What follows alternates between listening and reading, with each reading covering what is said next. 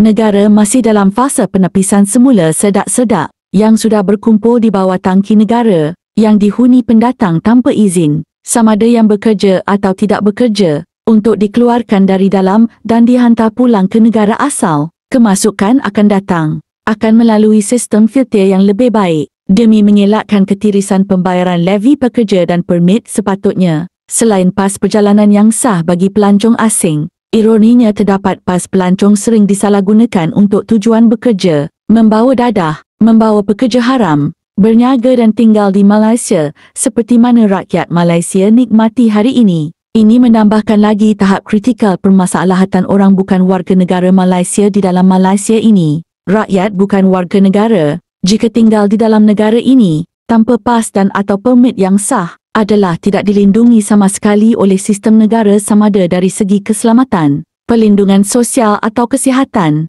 Ini boleh melahirkan keciciran di merata bahagian seperti peminta sedekah, pengangguran warga asing jenayah, pempeleseran warga asing kerana berlakunya homeless di kota-kota malah, sikap tanggungjawab kepada kebersihan dalam penggunaan fasiliti awam, juga amat rendah dijalankan mereka. Persaingan peluang pekerjaan kecil dan perniagaan kecil juga akan berlaku sesama orang Malaysia dan pendatang haram dari luar negara yang tidak sah taraf.